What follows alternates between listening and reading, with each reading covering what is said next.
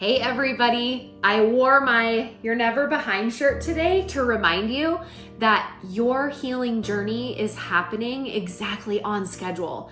And even though you might always feel behind, you are in control of your healing journey and you're never behind. Today, I want to talk about something really powerful when it comes to recovering from narcissistic abuse, and that's deciding how you're spoken to. I know it sounds super simple, but when you've been through a narcissistic relationship, this can be so hard. Narcissists have a way of making you doubt yourself, manipulating the conversation, and leaving you feeling like you have no voice. You've likely been walking around on eggshells, trying to say certain things and behave in a certain way to avoid future abuse anyway. So reclaiming your voice is so super important, because for a really long time, you might have even felt like you had no voice, but you are in control of your healing journey. And one of the first steps to healing is reclaiming your power, taking all your power back by deciding how others are allowed to speak to you. So today we are going to talk about why this matters, how to set boundaries around it, and how this one shift can make a huge difference in your recovery. All right, let's dive in. Now, first off, let's talk about why this is such an important part of your recovery. When you're in a relationship with a narcissist, one of the main ways they control you is through the way they speak to you. Whether it's criticism, manipulation, or gaslighting, they constantly use words to tear you down, make you question yourself, and keep you feeling itty bitty small. And over time, you start to believe it. There you go, being human again. Anyone would do the same thing. You start to internalize their words, and it becomes this inner dialogue that you carry around even after the relationship is over. I can't tell you how many phrases still come into my mind that the narcissist said to me 10, 20, 30 years ago. And you start to think, maybe I'm not good enough, or maybe I'm too sensitive or overly dramatic. But here's the thing, the way someone speaks to you is not a reflection of your self-worth. It's actually a reflection of them. Narcissists project their own insecurities and issues onto you, but that doesn't make their words true, even though it feels like it. You don't have to accept that narrative anymore. When you decide how you're spoken to, you're essentially taking control back. You're saying, nope, this is my life, and I get to decide what's acceptable and what's not. That's a huge part of healing, realizing that you have the power to set the tone for how others communicate with you. So how do you actually do this? How do you set boundaries around how others speak to you, especially when you're recovering from narcissistic abuse and your boundaries probably feel shaky? First of all, it starts with getting really clear on what's acceptable for you. Think about it.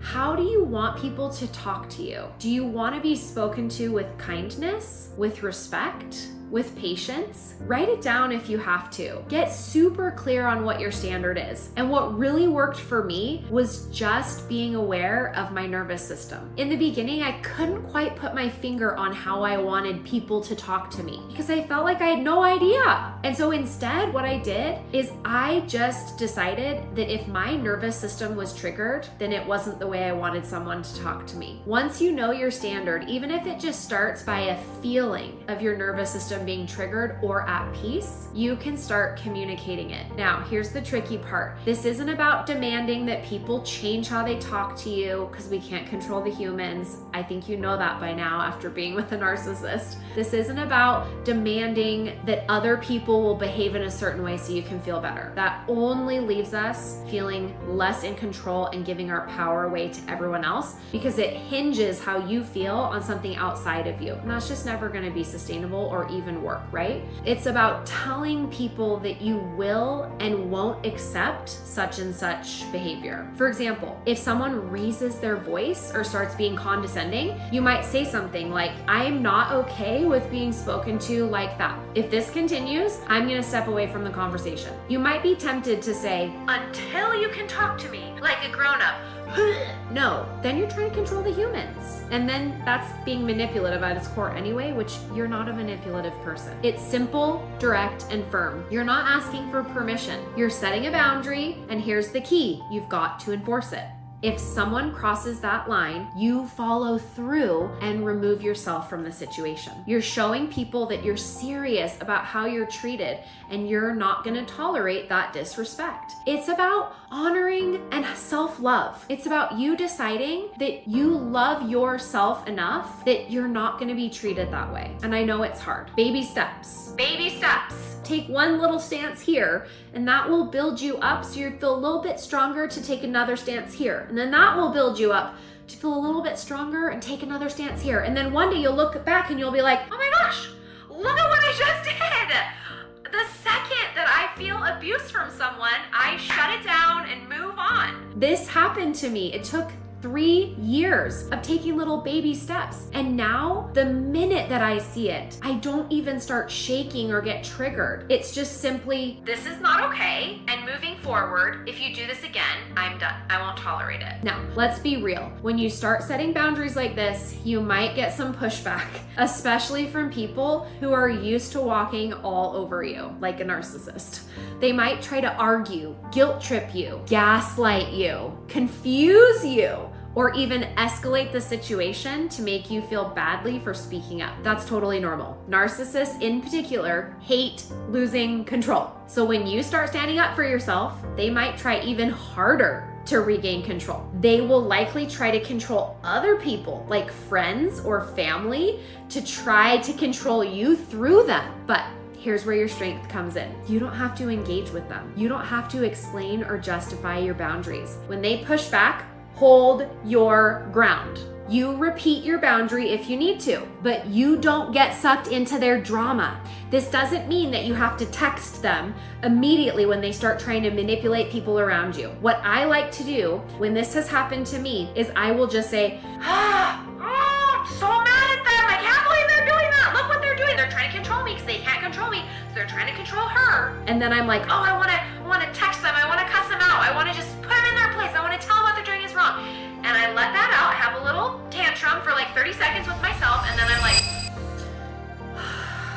that would only give them the attention they're seeking. Because if they can't control me, so they're trying to control someone outside of me, and they get a reaction out of me, they get exactly what they wanted. Don't give them that satisfaction. Give yourself the satisfaction that you will not be sucked into their manipulation. Now, one thing I always remind people of is that narcissists thrive on chaos and confusion. If you stay calm and stick to your boundary, you always take all their power away. And that is something to smile about. And when you go to bed at night, you can just have that satisfaction. So why does this help you heal? Because when you decide how you're spoken to, you're retraining your brain to recognize that you deserve respect, that you're worth it, that you're enough, that you're important, that you're lovable. And those things are things that you likely don't feel in a relationship with a narcissist or even after leaving them. After being in a narcissistic relationship, your self-esteem is likely in shambles. You might feel like you're not worthy of being treated well, or that it's your fault if someone disrespects you, like you deserve it or something. You might even feel ashamed or embarrassed. I know I was. When I finally had the awareness that I was being abused by a narcissist, I remember having such deep embarrassment because I thought, what kind of a person allows herself to be treated this way? And oh my gosh, everyone saw it too.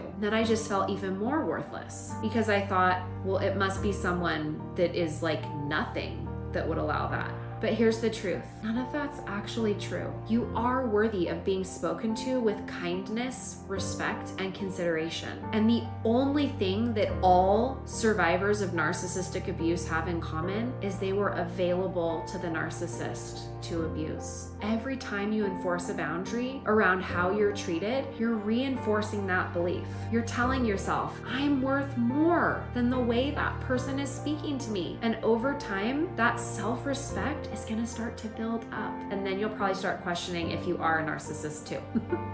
You start to see yourself as strong, capable, and deserving of healthy relationships. It also helps you avoid falling into new toxic dynamics, or it will help you spot toxic dynamics faster.